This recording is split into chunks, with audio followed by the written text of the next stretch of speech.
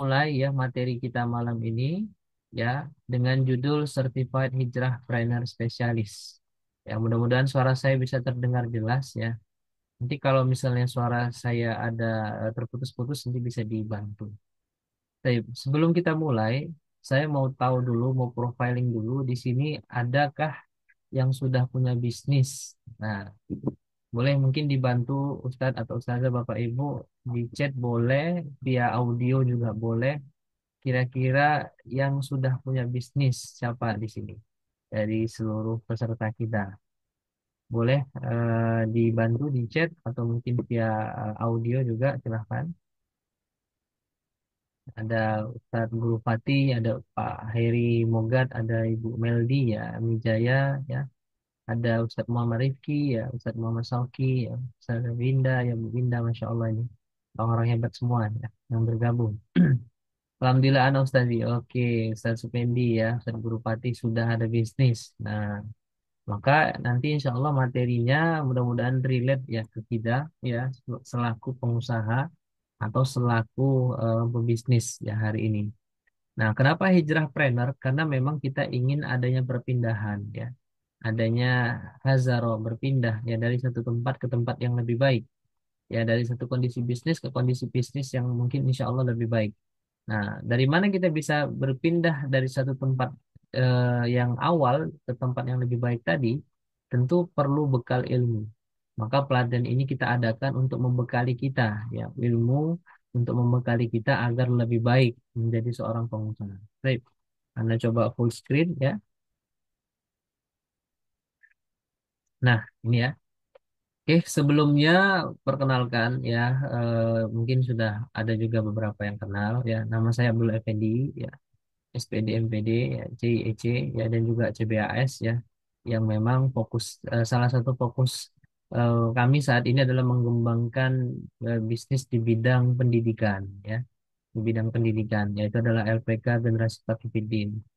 Dan juga saya sekarang diamanahi menjadi direktur pendidikan ya di salah satu pondok pesantren di Kota Batam. Jadi saya dari Kota Batam ya. Salam kenal mungkin ada yang dari luar Batam atau luar Kepulauan Riau ya, salam kenal ya, ahlan wa sahlan ya. Bagi semuanya mudah-mudahan bisa saling sila ukhuwah ya. Dan saya juga alhamdulillah menulis beberapa buku dan ini buku terbaru kami judulnya Menggagas Lembaga Pendidikan Islam Terbaik ya. Termasuk juga ada beberapa sertifikasi yang kami geluti ya seperti Certified Business Analyst Specialist, Certified Islamic Financial Advisor dan juga Certified Becoming Professional Business Coaching. Kalau yang ini yang terakhir internasional ya. Kemudian juga kami mengisi rutin ya salah satu forum bisnis ya di Kota Batam, namanya adalah IBF ya, Islamic Business Forum. Nah, ini ada di Kota Batam, gitu ya. Nah, ini perkenalan singkat saja. Nanti Ustadz-Ustadzah sekalian, siap. Insya Allah Ustadz Muhammad Rifki, insya Allah tidak masalah. Ya, lah, Bas. Baik, oke. Kita sambil lanjut, sambil kemudian pelan-pelan kita sampaikan ya tentang sertifikasi kita pada malam hari ini, insya Allah. Nah, jadi kami bukan orang yang hanya sekedar menyampaikan teori, ya, tapi memang ini kami sudah lakukan di dalam bisnis kami. Ya, kita mencoba mengikhtiarkan yang terbaik, mulai dari niatnya, tata caranya, dan sebagainya untuk menghasilkan bukan profit yang pertama, tapi yang ingin kita hasilkan adalah keridhaan Allah. Nah, bagaimana Allah ridho terkait apapun aktivitas yang kita ingin lakukan. Karena kita yakin apapun aktivitas yang kita lakukan itu tidak pernah terlepas dari tugas utama kita, ya ini sebagai hamba Allah, ya sebagai Abdullah dan Khalifatullah sebagai wakil Allah, ya. Dan kita itu memang diharapkan menjadi hamba yang bertakwa, gitu ya. Jadi tujuan kita adalah bagaimana kita bisa takwa dalam setiap aktivitas, ya. Bukan kayanya yang kita cari, tapi takwa. Jangan sampai kita pengen kaya tapi akhirnya ya mengorbankan takwa. Pingin dapat untung banyak, pingin profit banyak tapi mengorbankan takwa. Pingin kemudian punya banyak cabang bisnisnya akhirnya mengorbankan takwa.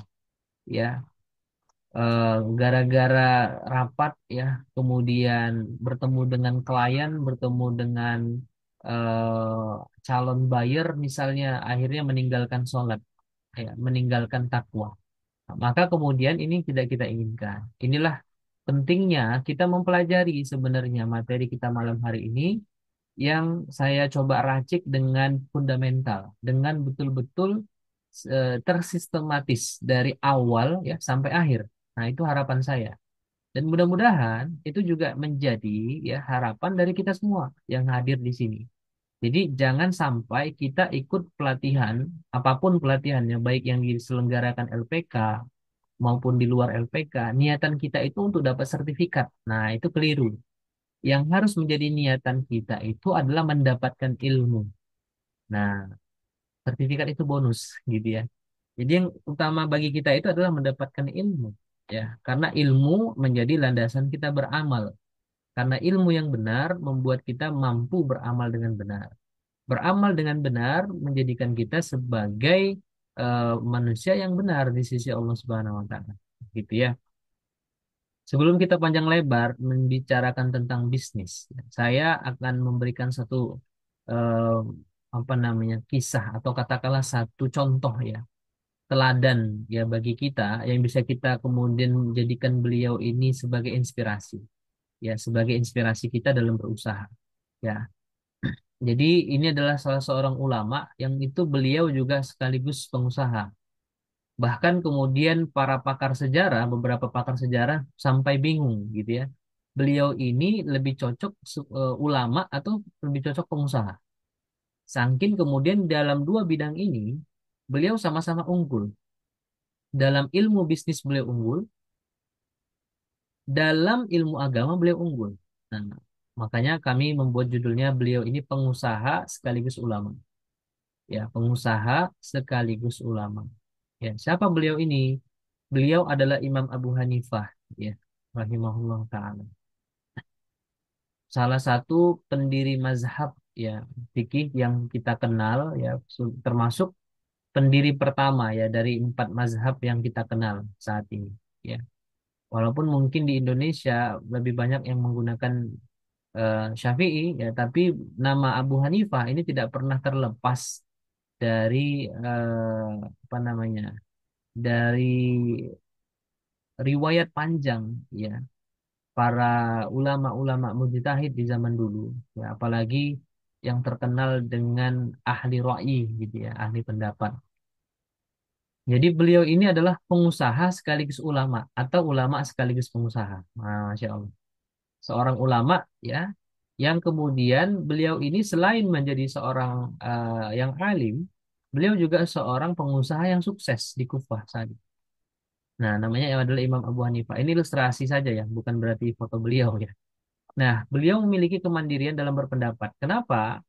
Ya, karena beliau memiliki kemandirian dalam ekonomi. Nah, ini sebenarnya sunnah Nabi Shallallahu Alaihi Wasallam ya. Walaupun memang lebih kepada takrir ya, atau kemudian secara afal perbuatannya Nabi misalnya begitu ya. Atau mungkin kita tidak menyebutkan sunnah lah, tapi mungkin lebih kepada irsyad ya, petunjuk dari Nabi bahwa untuk dakwah kita kemudian perlu memiliki kemandirian ekonomi. Karena orang yang tidak memiliki kemandirian ekonomi, orang Muslim maksud kami, dia akan mudah disetir dengan kepentingan. Termasuk ketika dia dakwah untuk mencari uang, misalnya gitu ya.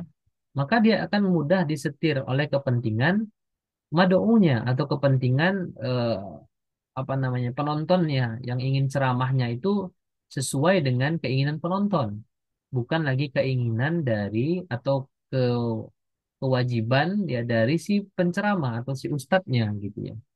Kenapa? Karena tidak memiliki kemandirian ekonomi.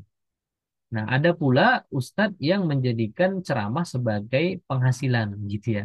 Nah, jadi yang paling aman agar agar kemudian kita terjaga dari kimah-kimah yang salah atau dengan niat yang keliru, ya yang terbaik adalah jangan sampai dakwah kita itu ya untuk mencari uang, ya gitu ya. Yang benar adalah kita berdagang untuk mencari uang, ya untuk mencari penghidupan, dan kemudian kita bisa berdakwah tanpa khawatir, ya apa namanya, tanpa khawatir misalnya kita ya lalai dalam aktivitas mencari nafkah. Nah, ini satu potret ulama yang bisa menjadi contoh bagi kita ya. Tentu ada juga imam-imam kita yang lain. Tapi yang salah satu yang paling masyhur adalah beliau ya Imam Abu Hanifah. Nah, karena beliau juga seorang ulama ya dalam interaksi bisnis, beliau juga sangat memahami fikih muamalah. Nah, gitu. Ya, sehingga beliau itu terhindar dari yang haram dan perniagaannya insya Allah menjadi baik yang mabrur, perniagaan yang mabrur.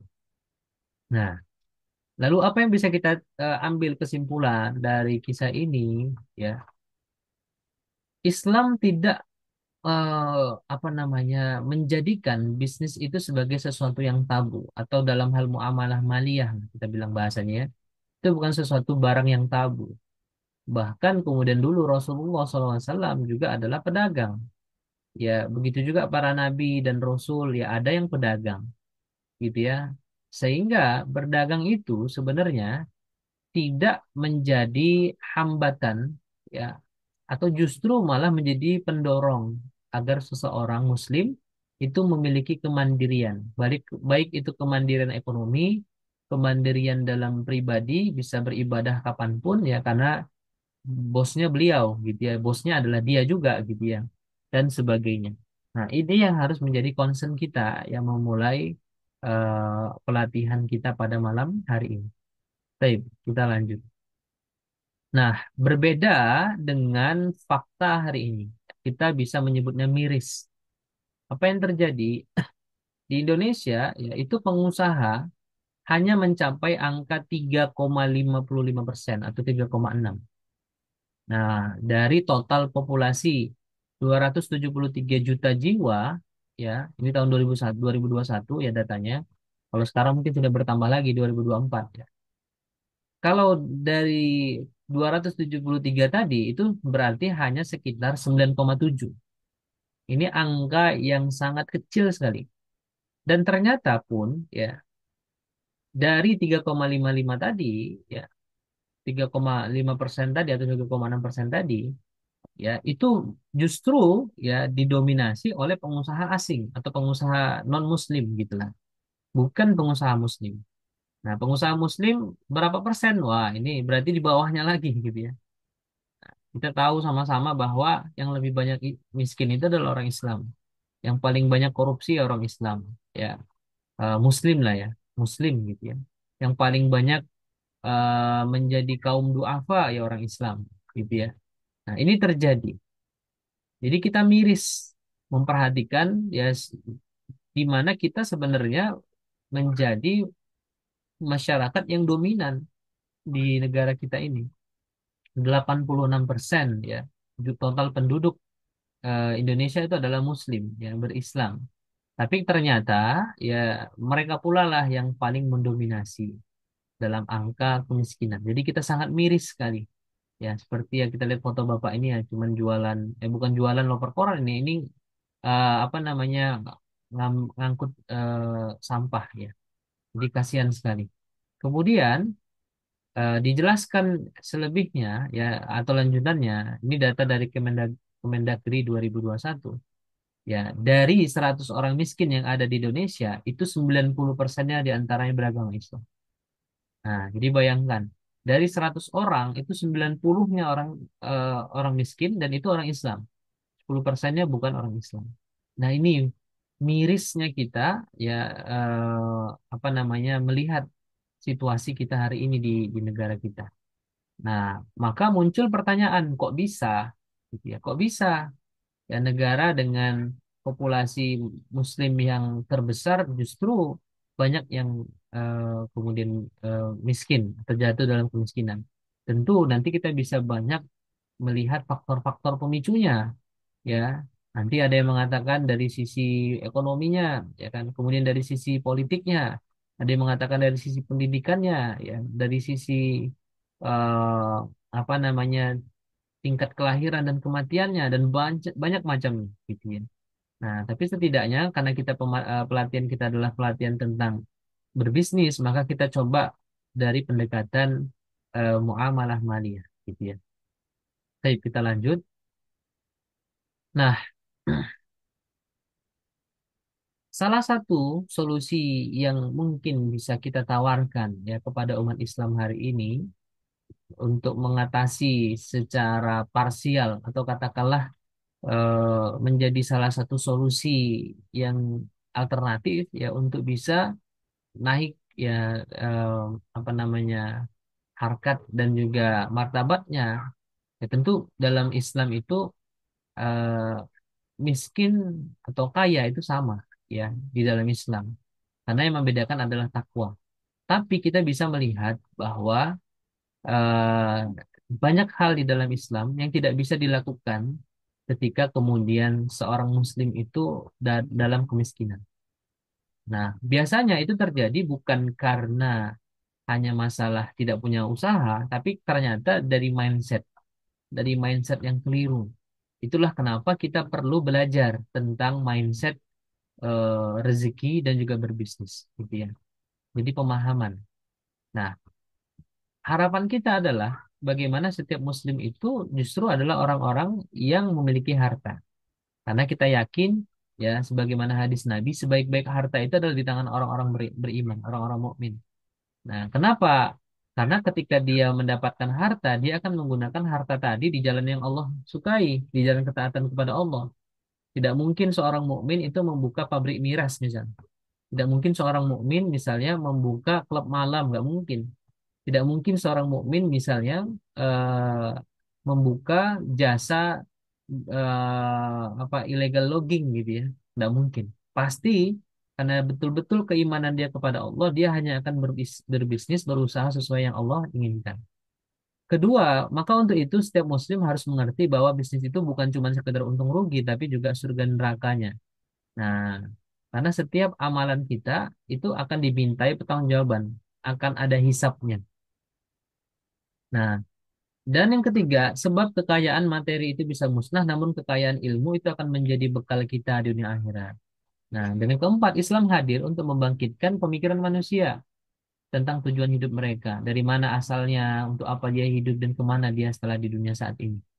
Nah, kita memahami bahwa kita perlu mengupgrade nih pemahaman kita bahwa sebenarnya kita diciptakan oleh Allah bukan tanpa alasan, tapi tentu dengan tujuan yang baik menjadi khalifatullah, menjadi wakil Allah di muka bumi dalam segala aspek. Bayangkan ketika hari ini kapitalisme itu menguasai sektor-sektor finansial, ya. Maka apa yang terjadi? Ya, regulasi-regulasi yang diturunkan dari kebijakan-kebijakan kapitalisme itu juga akan mengacu pada kapitalisme. Yang ada adalah yang kaya makin kaya, yang miskin makin miskin. Ya, yang kere makin kere. Ya, yang tidur di kolong jembatan, ya dia akan tetap tidur di bawah kolong jembatan.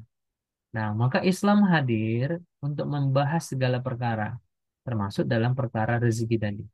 Nah, fakta menjelaskan bahwa bangsa Arab itu sudah pernah melakukannya, sudah pernah berhasil ketika mereka sebelum datang Islam adalah bangsa tertinggal, kaum jahiliyah, bangsa pagan, penyembah berhala. Ketika Islam datang, mereka menjadi khairul qurun, khairul ummah. Ya, kenapa? Karena kemudian Islam hadir membangkitkan taraf pemikiran mereka, taraf pemikiran mereka bangkit sehingga kemudian membangkitkan amaliyah mereka, dan amaliyah tadi beraktualisasi dalam sebuah peradaban, dalam sebuah civilization atau sebuah hadharah yang luar biasa. Nah, jika sebelumnya mereka itu bersatu karena ikatan yang lemah, hanya ikatan kabilah, kesukuan gitu ya, kebangsaan. Dengan hadirnya Islam, maka ikatan mereka itu berganti menjadi ikatan akidah. Hari ini kita di Indonesia misalnya, ya eh, tetap mengatakan saudara kita, ya walaupun mereka itu di Malaysia, di Brunei, di Palestina, di Arab Saudi, ya di Lebanon, di Yordania, di mana lagi Pakistan, di Turki, di Qatar, ya dan macamnya. Ya, kita tetap mengatakan mereka itu adalah saudara kita, ya kan? Saudara kita. Ya, kita adalah umat yang satu. Kenapa? Karena kemudian kita disatukan dengan Islam. Inilah perlunya ketika pemahaman seorang manusia bangkit, maka juga akan beraktualisasi dalam tindakan-tindakannya. Nah, kesimpulannya dalam bisnis juga demikian. Kalau kita ingin menjadi pengusaha muslim yang bangkit pemikirannya, maka tentu harus punya ilmu atau mendapatkan ilmu seputar konsep bisnis yang benar atau muamalah maliyah yang benar. Itulah yang akan kita coba bahas malam ini. Baik. Jadi di dalam apa namanya aktivitas bisnis ya tentu ada dua jenis tipe pengusaha. Ada pengusaha yang disebut sebagai pengusaha dirindu surga. Ada pengusaha yang dirindu neraka. Nah, gitu ya. Ada yang dirindu surga, ada kemudian ya yang dirindu oleh neraka. Nah, apa bedanya pengusaha dirindu surga dengan pengusaha dirindu neraka ya? Nah, pengusaha dirindu surga itu ya, yang pertama, kita bisa melihat dari beberapa dalil-dalil atau ayat Al-Quran maupun hadis yang menceritakan bahwa bisnis mereka atau usaha mereka tidak menjadikan mereka itu lalai dari beribadah. Nah, ya, seperti ini misalnya ya, dari Abdullah bin Umar ya radhiyallahu anhu bahwa Rasulullah SAW bersabda, ya at-tajir ya seorang pedagang ya Al-Amin yang kemudian Tajirul Aminun ya pedagang yang jujur ya dan kemudian Soduk ya yang dia jujur dan amin, amin itu amanah, maka kemudian insya Allah nanti di akhirat dia akan berkumpul ma'as syuhada dengan para syuhada. Bahkan di ayat yang lain ya di hadis yang lain ya disebutkan bukan cuma dengan para syuhada ya tapi juga dengan minan nabiin ya siddiqin wa syuhada ya dengan para nabi dengan orang-orang siddiq dan juga orang-orang yang syuhada atau mati syahid di mana di yaumul kiamah nanti di hari kiamat. Nah, jadi Rasulullah menggambarkan ya di dalam hadis ini ya ketika seorang muslim punya akhlak ya punya akhlak yang jujur, dia amanah ya, kemudian ketika waktu sholat datang dia tidak melalaikan sholat, dia justru mendahulukan sholatnya, maka kata Nabi insya Allah nanti mereka akan bersama dengan para nabi, orang-orang siddiq dan juga para syuhada ya di mana di yaumul qiyamah. Nah, ini pengusaha-pengusaha yang nanti insya Allah di surga pun dia mendapatkan kebaikan. Di dunia dapat kebaikan, di surga nanti dapat kebaikan di hari kiamat kelak. Bagaimana dengan pengusaha di neraka? Ya, ada juga nih. Walaupun sebenarnya pengusaha di surga dan neraka ini apa namanya kata-kata dari saya gitu ya untuk memudahkan. Nah, ada juga pengusaha yang di neraka ternyata. Apa itu? Ya, dikatakan oleh Nabi SAW, ya, inna tujarah ya, yub'atsuna yaumal qiyamah ya fujjaron ilal manittaqa ya manittaqallaha wa barra wa sadaqa. Sesungguhnya di hari kiamat itu nanti akan dibangkitkan ya orang-orang yang fajir, ya fujaro, yang fajir, kecuali ya manittaqa ya, yang mereka bertakwa kepada siapa? Kepada Allah Ta'ala ya, yang berbuat baik dan berlaku jujur. Berarti di sini ada dua kemungkinan, kata Nabi. Ada yang kemudian pedagang itu dibangkitkan dalam keadaan fajir, yang jahat. Ada juga pedagang yang dibangkitkan dalam kondisi dia itu insya Allah menjadi pengusaha atau pedagang yang bertakwa kepada Allah. Nah, di hadis yang lain disebutkan, ya, salah satu la yukallimuhumullah. Tiga golongan yang nanti di akhirat tidak akan berbicara kepada Allah di hari kiamat nanti. Yang pertama adalah al-munafik. Ya, tentu ya yang siapa orang-orang munafik dimaksud di sini ya yang kemudian bil halafil kadzib ya yang kemudian menjual beli produknya barangnya dengan berdusta. Nah, ini yang di awal-awal dulu sebelum Islam datang terjadi di tengah-tengah orang-orang Quraisy Mekah ya, jualan kurma di atas dibuat yang bagus-bagus, yang di bawah itu yang busuk-busuk. Kemudian dia mengatakan, ini semua isi kurma saya ini produknya produk yang bagus katanya. Kalau kita mungkin sekarang mungkin Bapak Ibu grade A gitu ya. Padahal di bawah itu sudah grade apa? Sudah busuk malah ya. Akhirnya ketika waktu ada yang beli, yang dicarok yang bawah, gitu. Dicarok yang bawah, yang busuk-busuk tadi dimasukkan, ditimbang, timbangannya pun sudah dicurangi lagi, gitu ya. Double, gitu ya. Nah, ini sebelum datang Islam. Maka ada pengusaha-pengusaha yang demikian. Hari ini juga ada, ya. Kalau mungkin bahasa kita untuk dapat orderan, untuk dapat klien, maka kemudian harus masukin uang suap, ya riswah gitu ya, biar cair tendernya gitu ya. atau kemudian harus bawa supervisornya, bawa bosnya ke klub malam biar cair gitu ya, biar gol gitu ya. Padahal itu tidak boleh dalam Islam. Ya, Eh, dapat proyek jalan harus tebalnya, misalnya tebalnya harusnya 5 cm, dibuatnya cuma 2,5 gitu ya, dikali berapa meter misalnya gitu ya. Jadi kecurangan-kecurangan tadi. Ternyata itu sudah digambarkan di forecasting di dalam Al-Quran maupun Sunnah tentang orang-orang yang demikian. Ya, jadi ada yang dirindu surga, ada yang dirindu neraka. Apa penyebab mereka ini bisa kemudian ada yang dicintai Allah dan ada yang dimurkai Allah? Ternyata adalah karena peran ilmu, gitu ya. Nah, orang-orang yang kemudian dicintai Allah tadi mendapat pujian dari Allah. Salah satunya misalnya di surah An-Nur ayat 37. Ya, wala bai'u an dzikrillah. Yang perniagaan mereka itu tidak melalaikan mereka dari mengingat Allah Ta'ala. Wa iqamis shalah, dan menunaikan salat, wa ita'uz zakah, dan kemudian menunaikan zakat. Nah, ini mendapatkan pujian. Kenapa? Karena memang fokus dia ya adalah ridho Allah, bukan untung. Nah, kok bisa begitu? Nah, nanti kita akan bahas di eh, pembahasan rezekinya. Nah, ini saya kasih gambaran dulu ya. Saya kasih gambaran dulu. Kenapa mereka bisa yakin seperti itu? Nah, kemudian ada yang mendapatkan murka dari Allah Ta'ala. Siapa itu? Ya, nah ini yang paling sering kita hari ini. Bahkan ada hadis Nabi yang menyebutkan tidak ada satupun dari umatku hari akhir zaman ini yang terbebas dari riba, yang terbebas dari debu-debu riba. Ya, nah, ini yang dikatakan oleh Allah Ta'ala. Alladzina ya'kuluna riba. Mereka yang kemudian mengambil riba, memakan riba. Ya. Kemudian, apa konsekuensinya bagi mereka ini? Ya, la yaqumuna illa kama yaqumul ladzi yatakhabbathuhu syaiton. Ya. Mereka itu tidak dapat berdiri melainkan seperti berdirinya orang-orang yang kemasukan syaiton. Ya, minal masi. Ya. Ya, dzalika bi annahum qalu innama bai'u mithlu riba wa halallahu bai'a wa harrama riba. Keadaan yang demikian itu adalah karena mereka berpendapat ya bahwa jual beli itu sama dengan riba, ya. Semisal riba, ya mithlu riba, semisal riba. Padahal jelas beda gitu. Wa ahallallahu bai'a wa harrama riba. Allah jelas menghalalkan jual beli tapi Allah mengharamkan riba.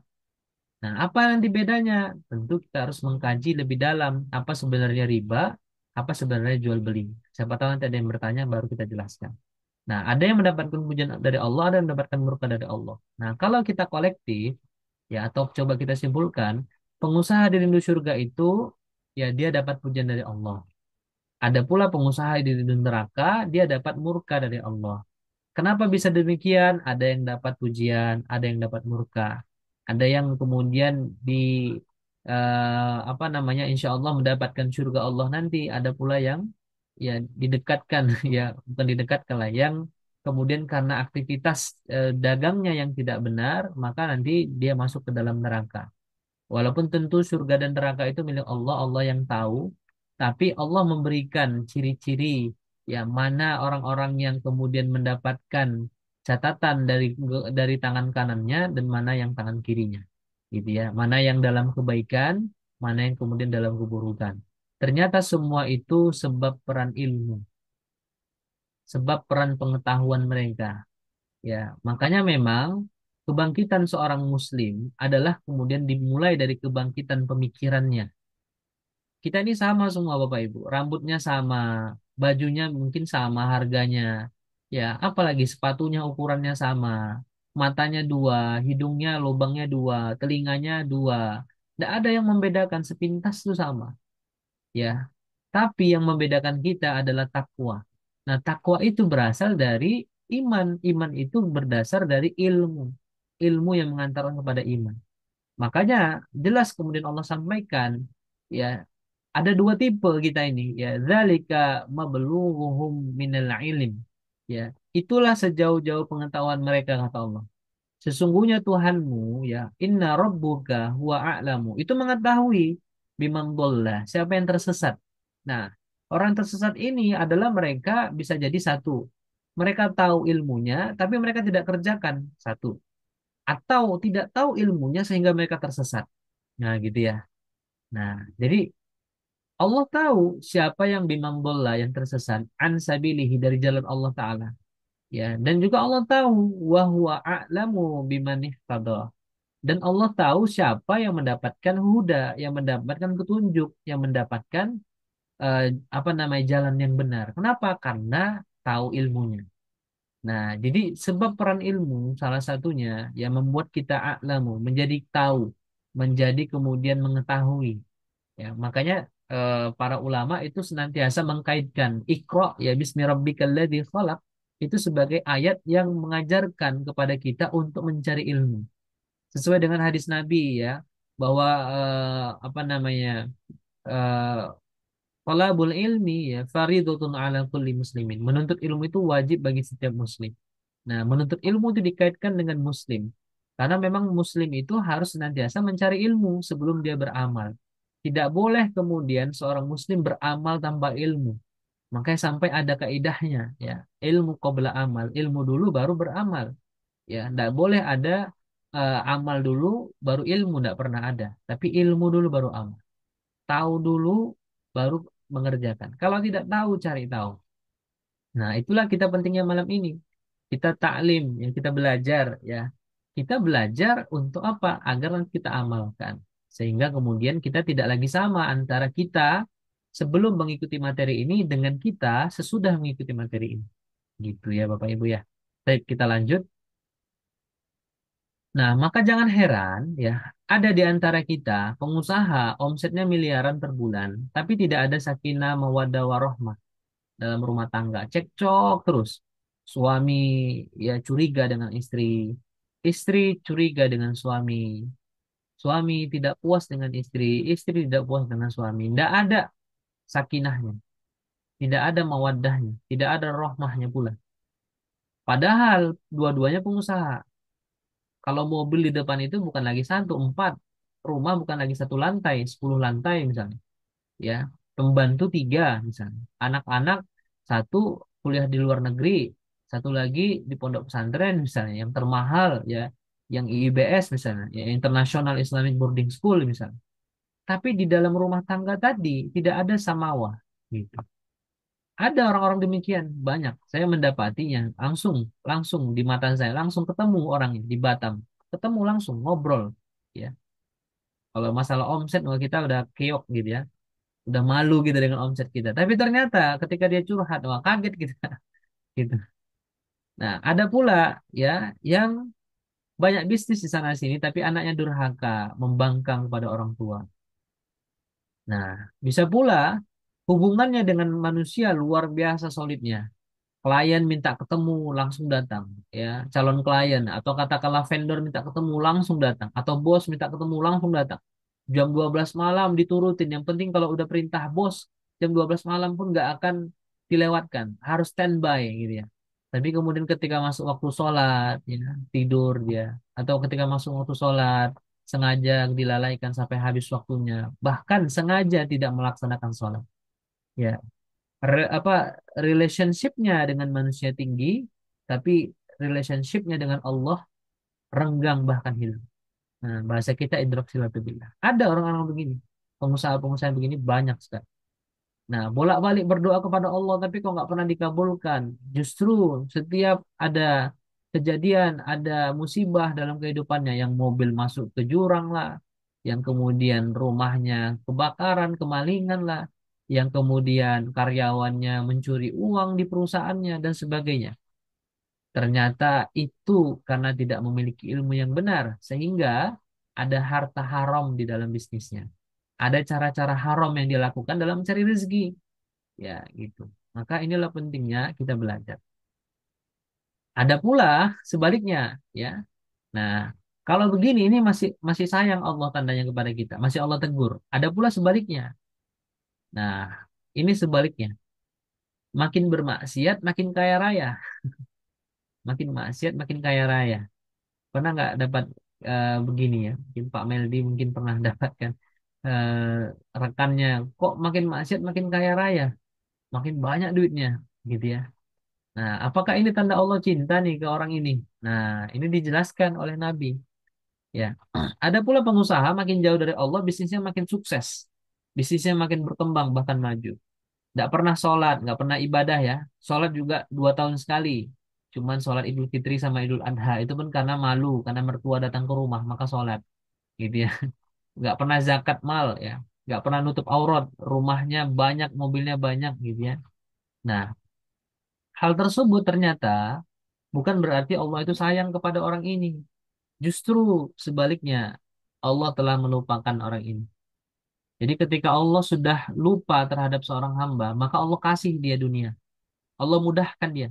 Nah, ini kata guru kami. Makanya kenapa orang-orang non-Muslim itu kok kayanya lebih cepat? Itulah bentuk adilnya Allah.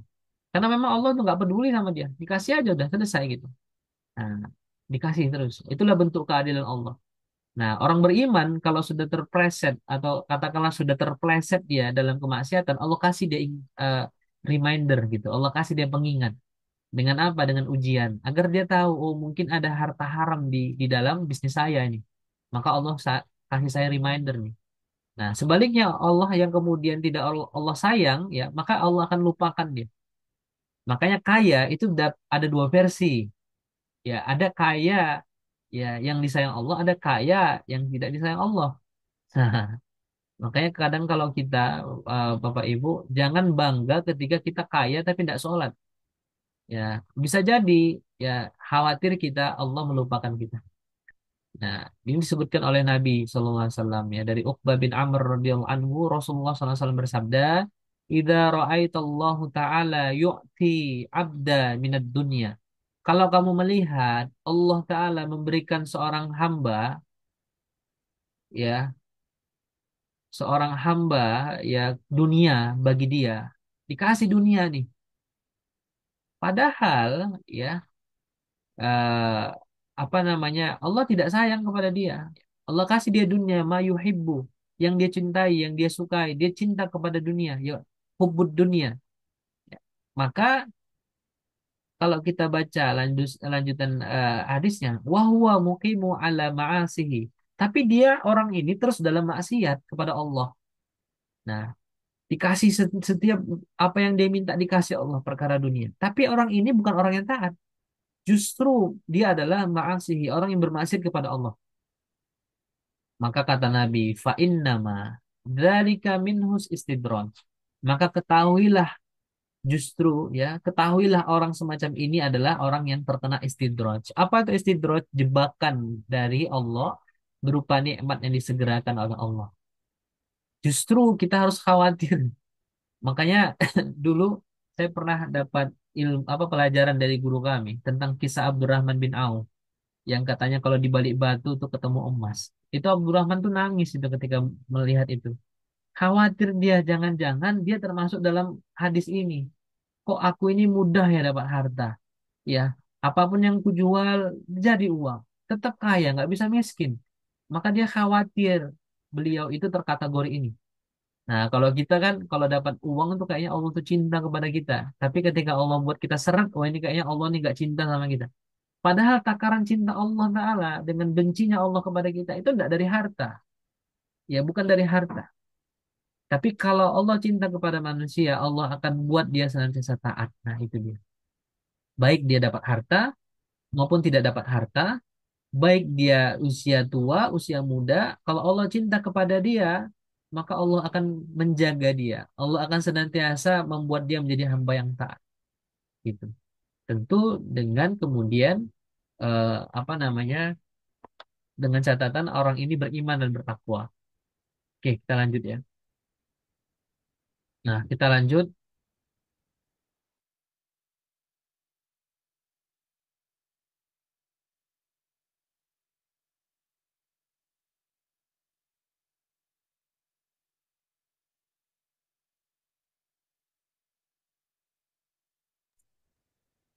Kita lanjut ya. Nah, eh, ini muhasabah sedikit untuk kita semua ya. Jadi Bapak Ibu dimulakan Allah, kita harus tahu bahwa hidup ini sebentar ya. Maka kita harus pastikan kita menjadi hamba yang taat. Ya, kita harus meyakini ya bahwa Allah Ta'ala menjadikan dunia ini ujian. Ya, nah ini bagus sekali untuk kita jadikan muhasabah. Hadis dari Anas bin Malik ya radhiyallahu anhu ya ketika Rasulullah SAW bersabda ya ini saya bacakan saja translate-nya biar mudah. Jadi ada dua eh, penduduk ya. baik itu penduduk surga dan neraka. Ini dalam sebuah hadis riwayat Muslim ya, dalam Sahih Muslim disebutkan yang pertama ini didatangkan penduduk neraka, salah satu penduduk neraka yang paling banyak nikmat di dunia. Dia punya nikmat paling banyak di dunia, ya. Kemudian dicelupkan oleh Allah ya di dalam neraka sekali celupan saja. Maka ditanyalah kepada anak Adam tadi, kepada hambanya ini tadi, ya. Apakah engkau pernah merasakan sedikit saja kebaikan di dunia? Ini setelah dicelupkan sekali celupan di neraka. Padahal dia ini adalah orang yang paling hebat, yang paling kaya raya di dunia. Maka apa kata orang tadi? Ia mengatakan, Wallahi, tidak demi Allah, wahai Rabbku, aku tidak pernah merasakan sedikit pun kebaikan di dunia. Hanya gara-gara sekali celupan di neraka tadi. Sebaliknya didatangkan oleh Allah Ta'ala penduduk yang paling eh, sengsara dulu di dunia. Tapi dia masuk surga. Nah, di dunia, ya, apa namanya, dia orang yang paling sengsara. Ya, maka dicelupkanlah orang ini tadi oleh Allah dalam surga dengan sekali celupan. Kemudian diangkat. Kita katakan kepadanya, wahai anak Adam, apakah engkau pernah merasakan keburukan sekali saja di dunia? Padahal ketika di dunia orang ini orang yang paling miskin, orang yang nggak punya apa-apa, orang yang paling sengsara di dunia. Maka dia mengatakan, Wallahi tidak demi Allah, wahai Rabbku, aku tidak pernah merasakan keburukan sama sekali dan aku tidak pernah melihatnya, tidak pula mengalaminya. Bayangkan, dia sampai lupa. Ya, padahal di dunia dia hidup dengan matanya, dia melihat sendiri kondisinya. Dia menjalani sendiri dengan kondisi badannya bahwa dia itu adalah orang yang paling paling terpuruk, paling sengsara di dunia. Tapi kemudian ketika Allah berikan dia kenikmatan dunia, kenikmatan surga sekali celupan saja, Allah kemudian membuat dia ya apa namanya merasakan sedikit saja ya bagaimana nikmatnya surga, maka dia lupakan semua tadi. Nah, maka apa yang harus kita lakukan hari ini? Kita harus bersabar. Kita harus yakin. Kita betul-betul harus hakul yakin bahwa kehidupan kita hari ini itu adalah ujian untuk meraih kehidupan akhirat. Ya, dan tentu ya akhirat itu khairul laka minal ula. Pasti lebih baik daripada dunia ini, yang permulaan ini. Nah, maka nanti kita akan membahas tentang bagaimana konsep rezeki berbisnis yang sesuai dengan perintah Allah, yang sesuai dengan keinginan Allah, bukan keinginan kita. Gitu. Baik, kita lanjut. Kita simpulkan ya, ada tadi pengusaha di dunia surga, kemudian ada pengusaha ini dapat pujian Allah. Kenapa dia mendapat pujian Allah? Karena dia telah memahami ilmu dan dia menjalankan ilmunya. Ada pula ya yang kemudian pengusaha di neraka yang mendapatkan murka dari Allah sebab kemudian tidak memahami ilmu. Nah, dan dua-duanya ya itu kemudian Allah sampaikan. Ya, yang pertama yang mendapatkan ilmu, maka kata Allah Ta'ala, mayuridillahu bihi khairan yufaqihu fid din. Barang siapa yang Allah kehendaki kebaikan baginya, maka Allah akan jadikan dia faqihu fid din. Nah, sedangkan yang tidak ada ilmu tadi, ya barang siapa, ya kata kata Ali bin Abi Thalib, ya, yang kemudian mantajara qabla an yatafaqqaha, yang dia jual beli sebelum kemudian dia memahami tentang ilmu agama, maka dia akan terjerumus ya riba, dalam riba. Tatoma ya sumartatom. Semakin dia dalam, semakin dalam. Jadi orang yang jahil itu dia tidak tahu kalau dia jahil. Dia merasa bahwa dia benar.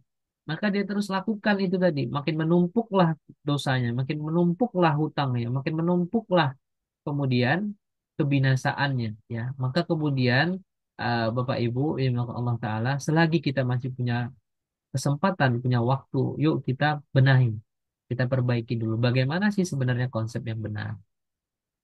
Nah, ini materi kita. Lalu bagaimana sebenarnya konsep rezeki yang benar dalam Islam? Apa sih itu rezeki? Ya, apa sih itu rezeki?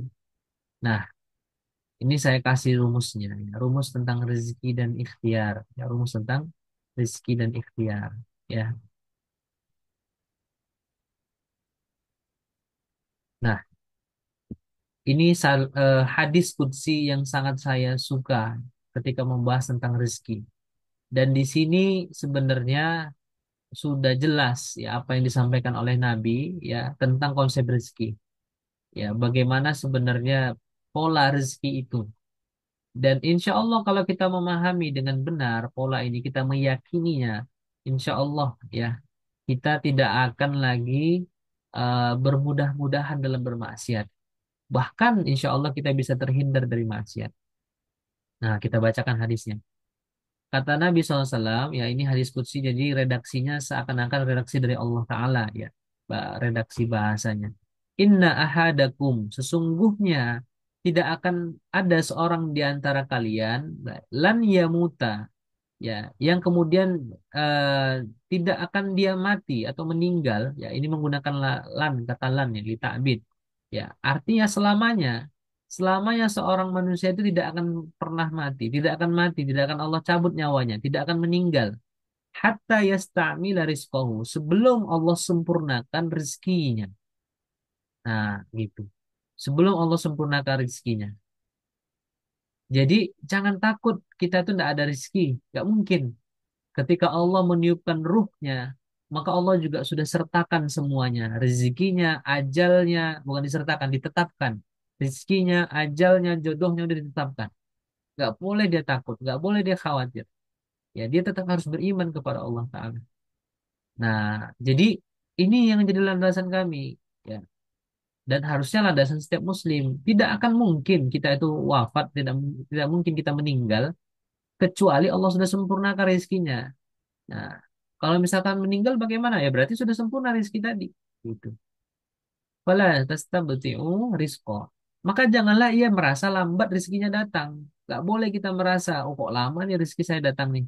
Ya, kok kayaknya Allah belum kasih nih. Jangan jangan sampai kita kemudian punya pemahaman demikian, persepsi demikian. Nah, yang harus kita lakukan adalah apa? Kata Allah Ta'ala, ya dalam hadis ini, ya kata Nabi, wattaqullah, bertakwalah kepada kamu, kepada Allah Ta'ala, ayuhan nas, ya, wahai sekalian manusia. Nah, jadi coba lihat, ya, yang dijadikan sebagai, yang disampaikan oleh Nabi adalah seluruh manusia, baik muslim maupun non-muslim, pasti, ya, yasta'mila rizqahu, disempurnakan rizkinya, baik dia muslim maupun non-muslim, karena ini annas, ya, bukan muslim. Bukan ya, bukan ayuhal mu'minun atau ayuhal muttaqin, tapi ayuhan nas. Semua manusia. Selagi dia namanya manusia, baik dia muslim non muslim, pasti akan Allah sempurnakan rizkinya. Nah, jadi harus yakin dia muslim harus bertakwa kepada Allah Ta'ala. Nah, fajmilu fit thalabi. Dan apa perbaikilah jalan mencari rezekinya dengan jalan terbaik, dengan cara-cara terbaik. Nah, salah satunya dengan apa? Khudu mahalla, carilah yang halal, ambil yang halal, wada'u ma haram. Nah, wada'u ma haram. Ya, tinggalkan yang haram. Nah, pertanyaannya, apakah ada rezeki haram? Yuk, coba dibantu chat nih, Bapak Ibu rekan-rekan. Ada nggak rezeki haram?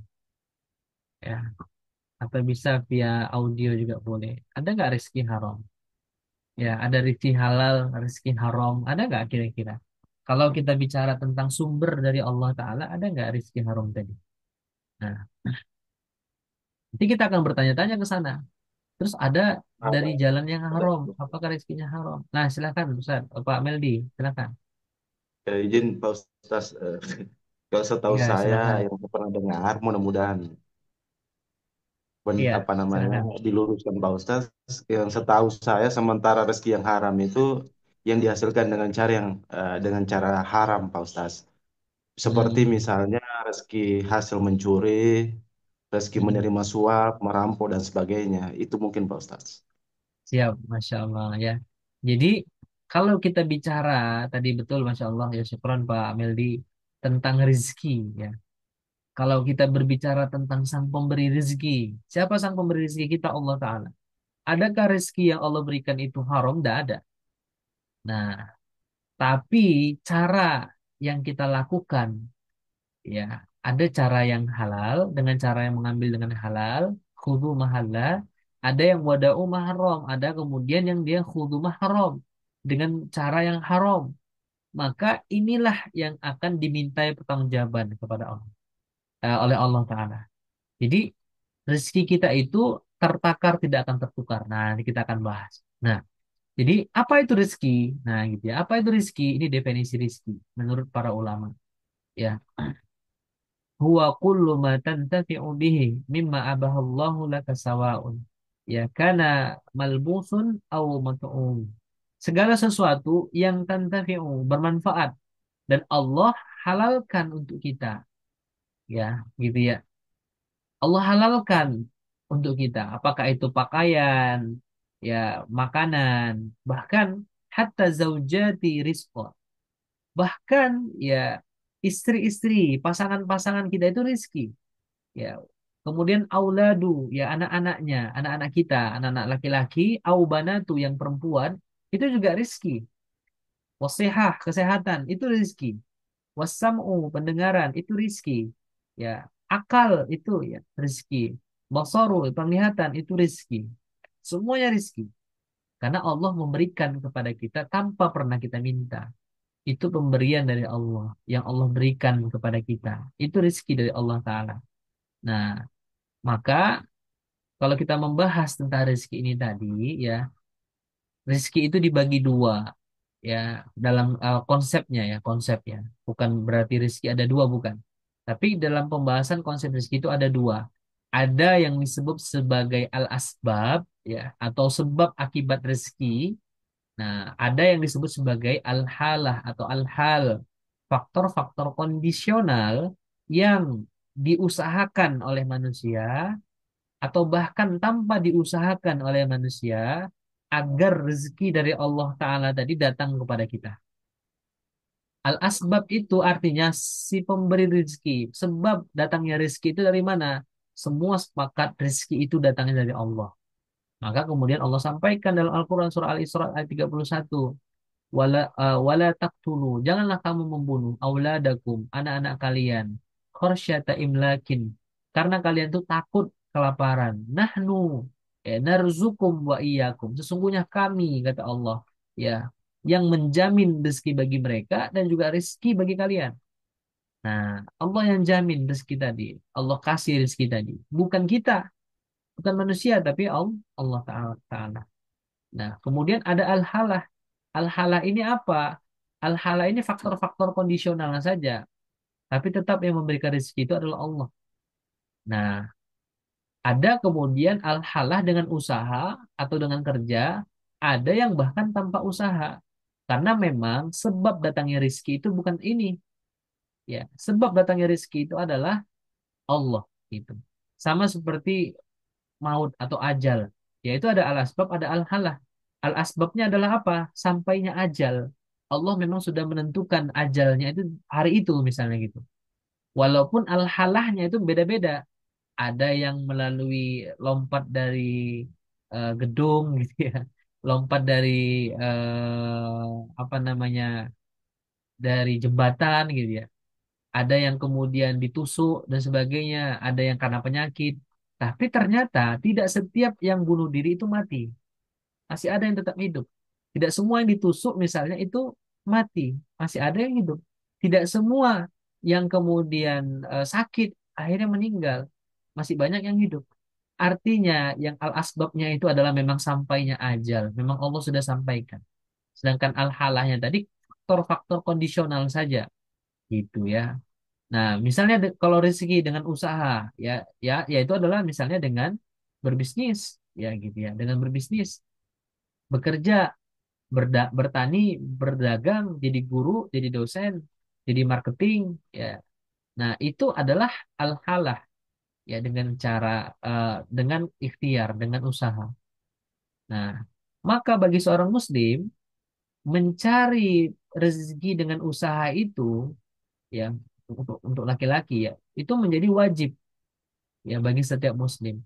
Karena ada pahalanya juga di sana, menjadi sarana ibadah. Bahkan ada dosa yang tidak bisa dihapus kecuali dengan bekerja. Tapi bukan kemudian dengan pekerjaan tadi menjamin rezekinya datang. Gitu. Ya. Karena ada juga yang tanpa usaha tiba-tiba rezeki datang. Contoh misalnya, dapat donasi, ya kan? Nah, itu tak perlu ngapa-ngapain tiba-tiba datang rezeki. Menerima sedekah dari orang gitu ya. Tiba-tiba bangun pagi kita jam 7 atau setengah 8 ya, selesai kemudian mandi segala macam, sholat subuh segala macam, buka pintu, tiba-tiba ada tetangga yang ngetok pintu ngasih sesuatu ke kita. Bu, ini ada buah nih. atau Pak ini ada buah baru petik kemarin di pohon gitu ya. Itu rezeki tanpa usaha. Atau sebagai istri, istri di rumah saja.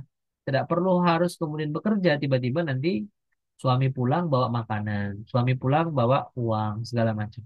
Bayi itu tidak perlu cari rezeki, tinggal nangis saja tiba-tiba datang rezekinya, datang kemudian ASI dari ibunya. Nah, gitu. Jadi kita harus yakin al-asbabnya adalah Allah Ta'ala yang memberikan rezeki, bukan dengan kerjaan kita. Maka rugilah orang yang kemudian berbisnis dengan cara yang haram karena khawatir rezekinya nggak dapat. Rugi dia. Gitu. Baik. Lalu kita udah dapat rezeki nih. Nah, ini kan kita pembahasannya konsepnya adalah konsep sistematis dan holistik gitu ya. Kita sudah dapat rezeki nih. Pemanfaatan rezeki tadi boleh nggak sesuka hati kita? Ternyata nggak boleh. Jadi pemanfaatan rezeki itu cuma dua saja. Pertama, dimanfaatkan untuk melakukan ketaatan pada Allah Ta'ala. Ini yang pertama. Jadi kita apa namanya mendapatkan rezeki kita gunakan untuk ketaatan kepada Allah. Nah, kata Ibnu Hazm, kullu ni'matin la tuqarribu minallah azza wa jalla, maka fahiya baliyah. Setiap nikmat yang tidak digunakan untuk mendekatkan diri kita kepada Allah Ta'ala, maka itu sebenarnya hanya musibah saja. Ya. Nah, kedua, dimanfaatkan untuk memberikan manfaat kepada kaum muslimin. Ya, sedekah, zakat, ya, kita dermawan. Ya.